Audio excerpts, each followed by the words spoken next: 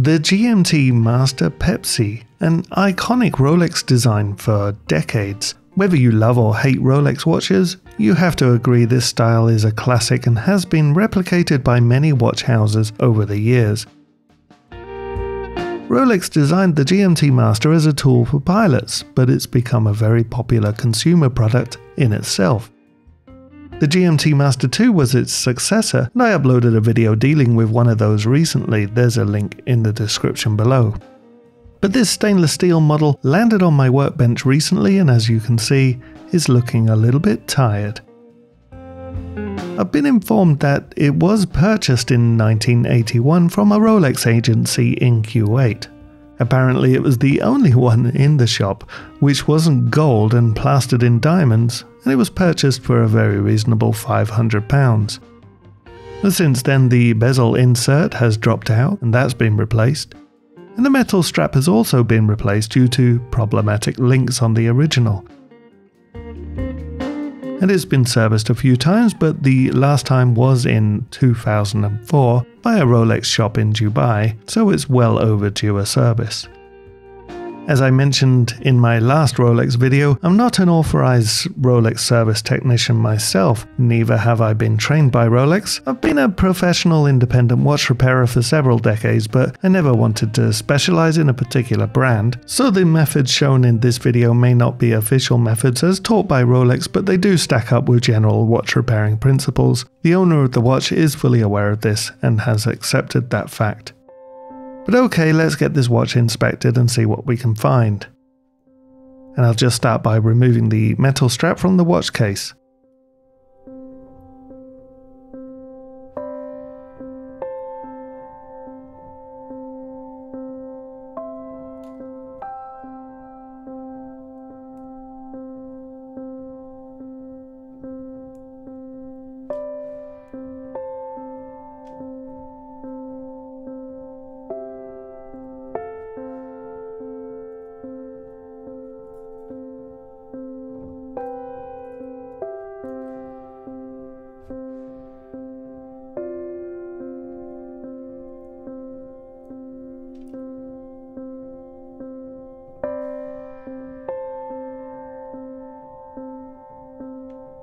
Now I've loosened the back on my case opener and it can just be twisted off.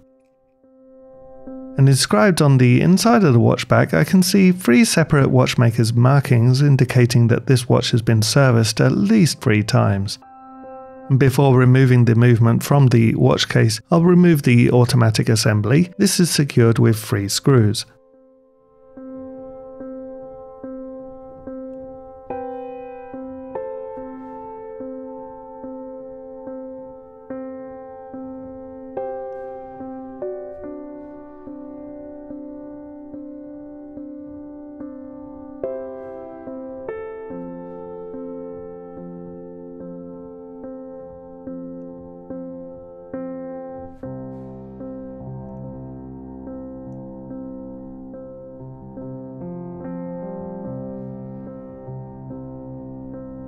And sadly I can see some quite deep scratches on the underside of the automatic bridge. And there is a strange indent around the circumference of the watch movement. Wear here would normally indicate a worn, oscillating weight axle. However, this actually looks like an indent rather than wear, and the weight axle actually seems fine. So possibly it was pressed too hard against a watch movement holder in the past during a service. And this hole in the main plate has some quite deep scars. Doesn't look very nice at all. All this is cosmetic damage so far. I mean, none that could cause performance issues by the looks of it. I mean, it's a shame. It's a nice movement, but it's been handled pretty poorly in the past. But I shall continue now and remove the movement from the watch case. So first I need to remove the crown and stem.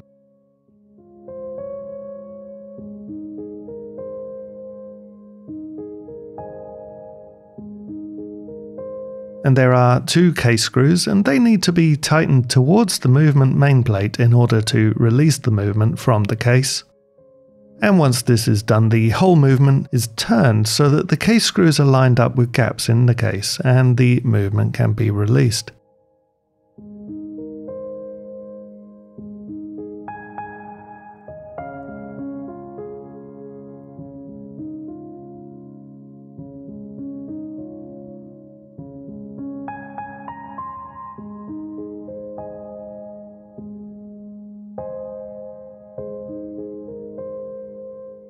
Now I can remove the watch hand and the dial.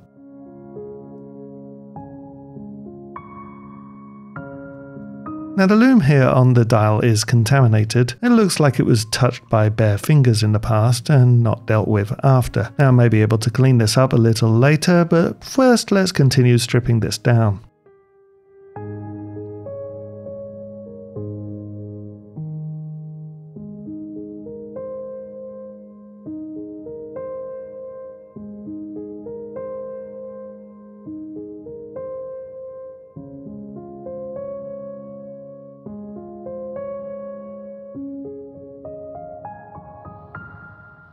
The dial is secured with 2 dial screws.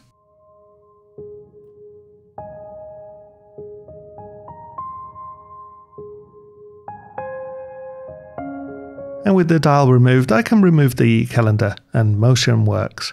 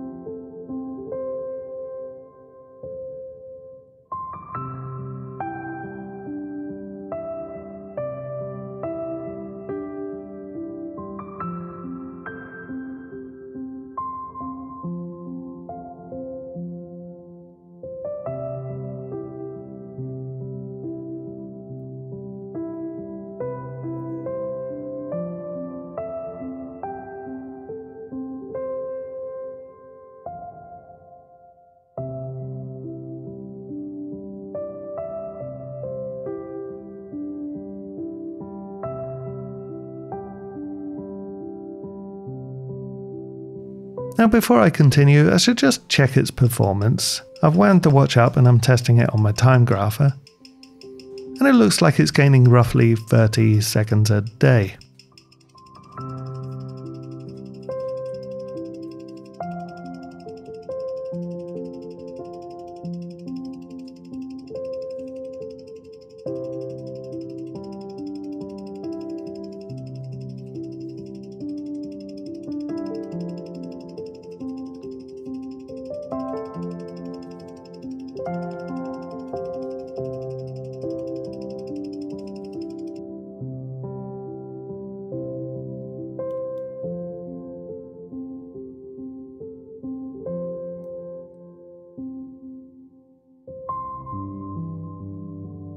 Okay, I shall continue and remove the second pinion.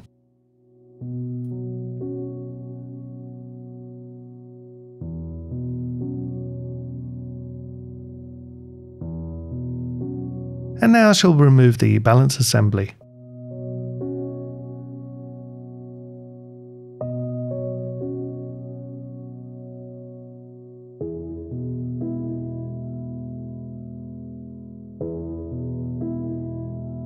Now letting the power down from the mainspring.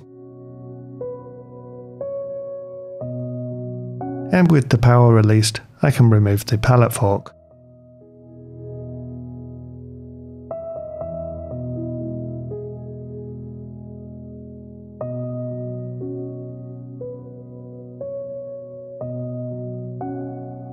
Now I shall continue and remove the ratchet wheel and the click works.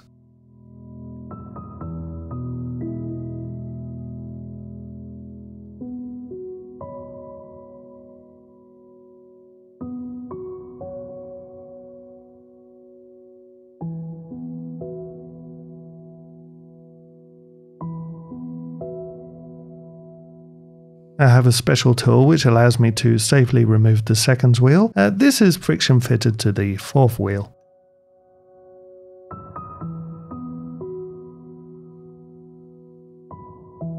And now I can remove the crown wheel.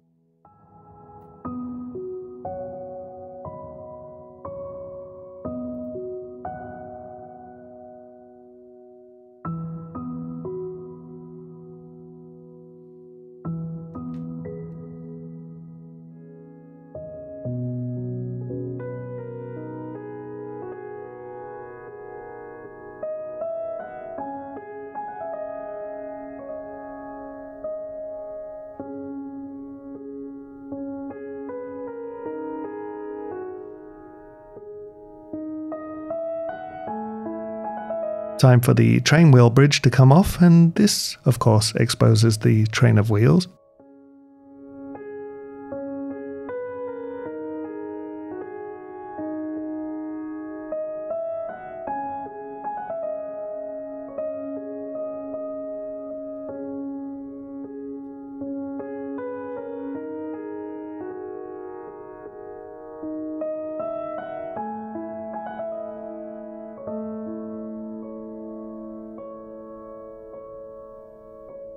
And notice the balance hacking feature here. This is a thin brass lever which extends out to foul the balance when the crown is pulled out, and this effectively stops the watch when you need to set the time.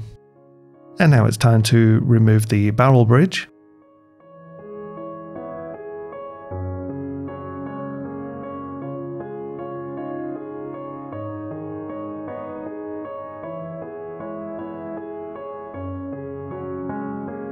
The hack is secured with a shouldered screw and is manipulated by a post extending from the setting lever.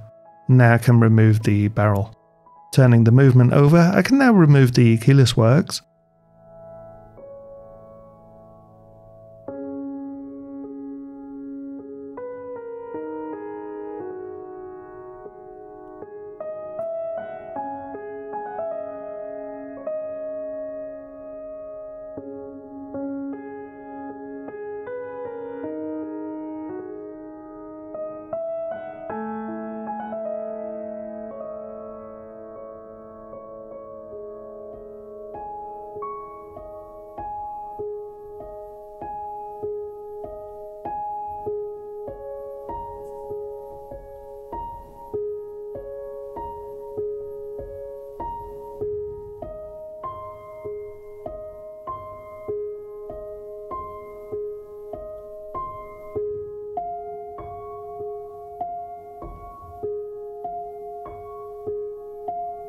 And finally, I can take the automatic assembly to pieces.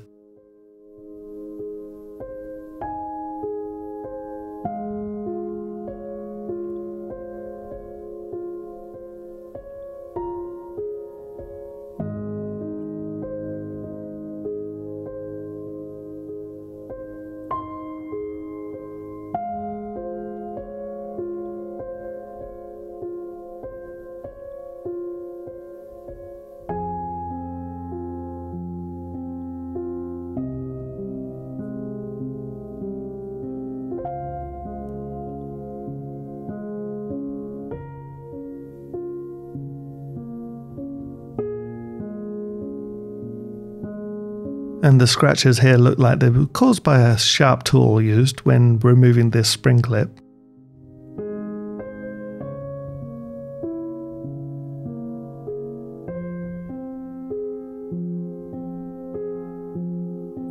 And that's it, the movement is fully stripped down. I can clean the parts off camera and then we can get this movement lubricated and reassembled.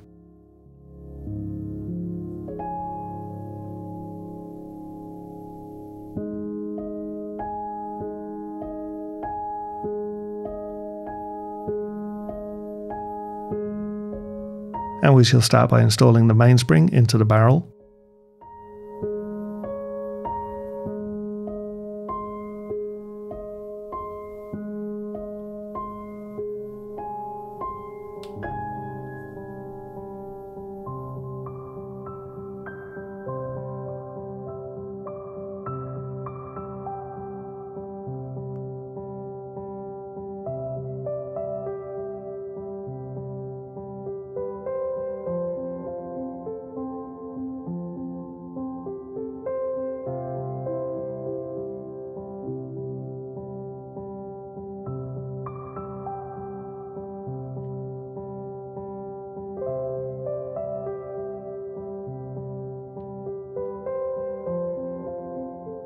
I'm removing the end stones here in order to clean them and manually apply oil.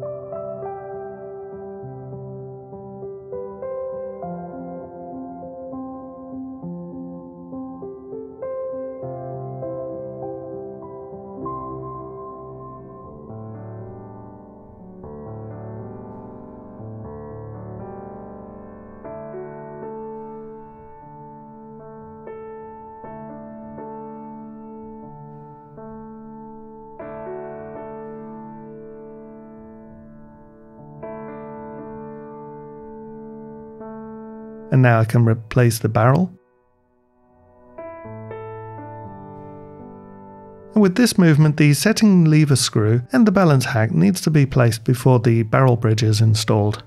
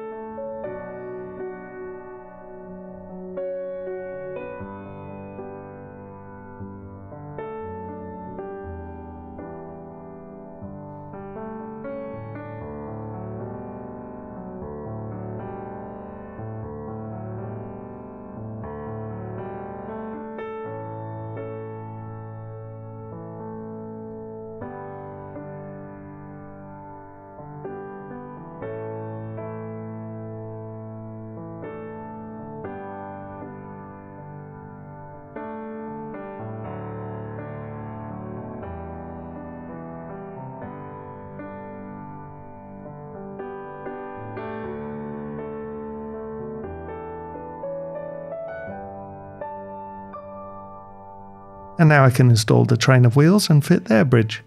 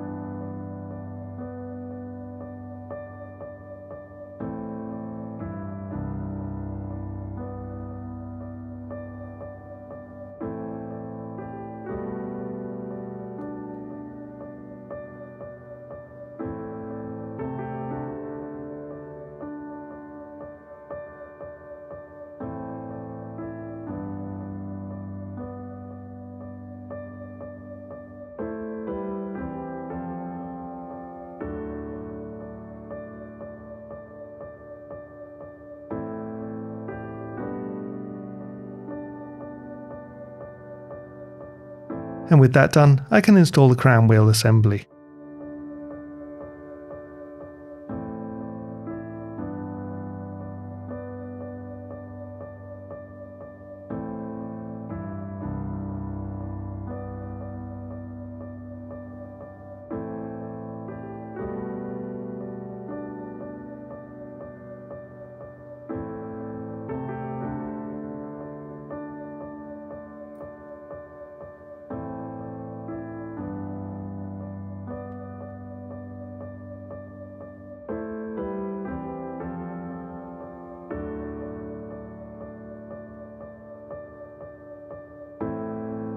And now the click works can be refitted.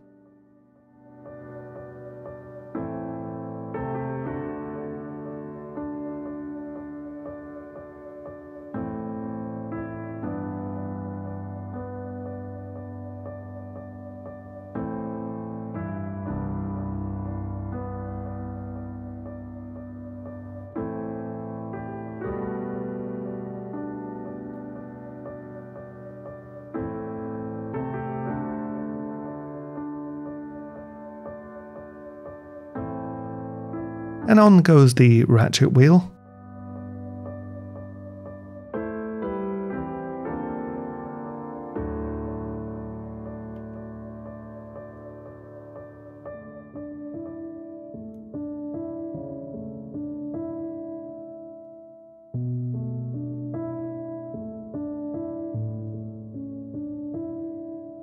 With the barrel bridge assembly installed, I can now assemble the keyless works, minute wheel and cannon pinion.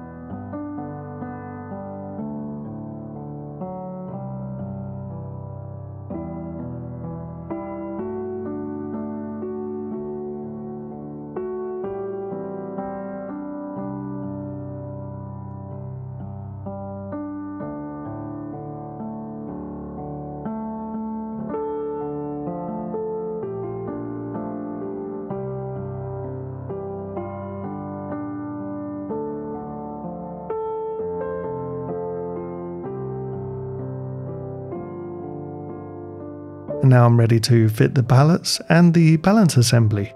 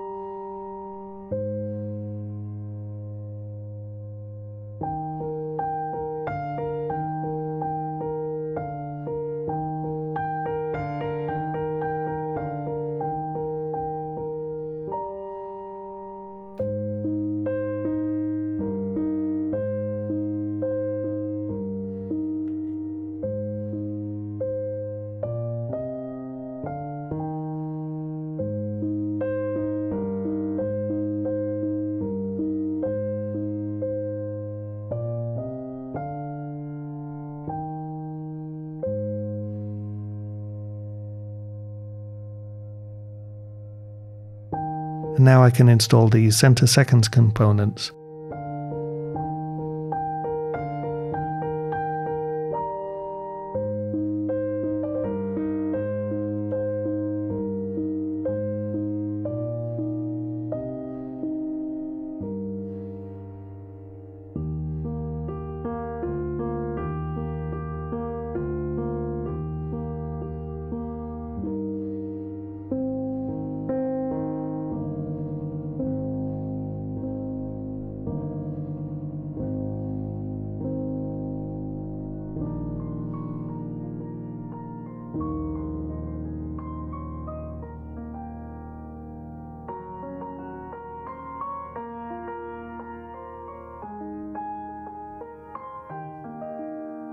And with that done, I shall reassemble the automatic works.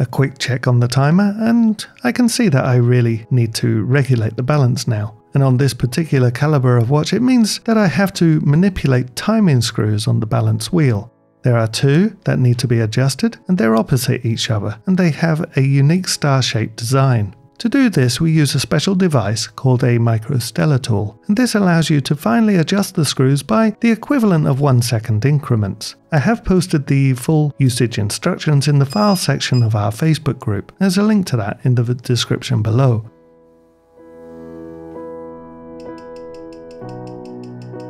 But as you can see, with a lot of tweaking, we've managed to iron out the wrinkles of the poor performance shown before, and it looks pretty decent now.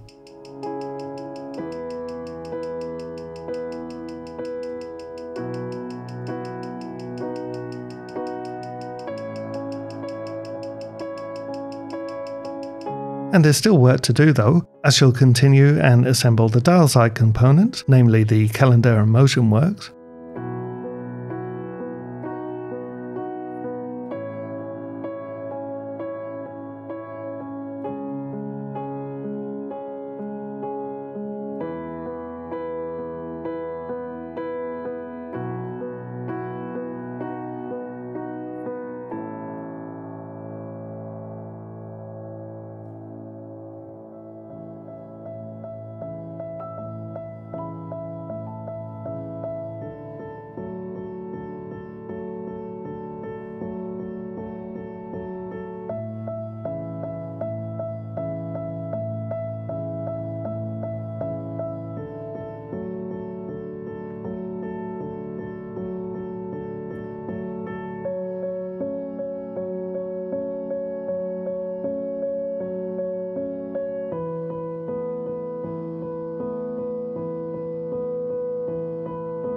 And on goes the dial and hands.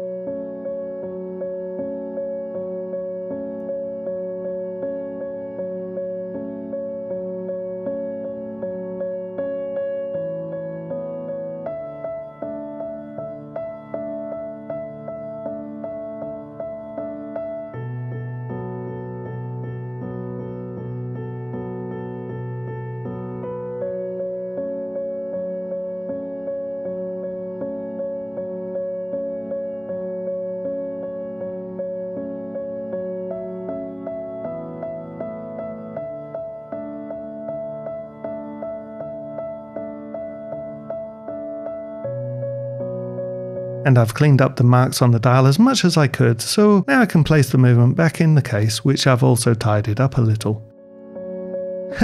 Now this is my casing cushion, which was manufactured and sent to me by a fellow YouTuber. His name is Will from That 3D Print and Watch Guy. And for those interested, there's a link in the description of this video where he details how he made it. Thanks, Will. This is absolutely fantastic. Cheers.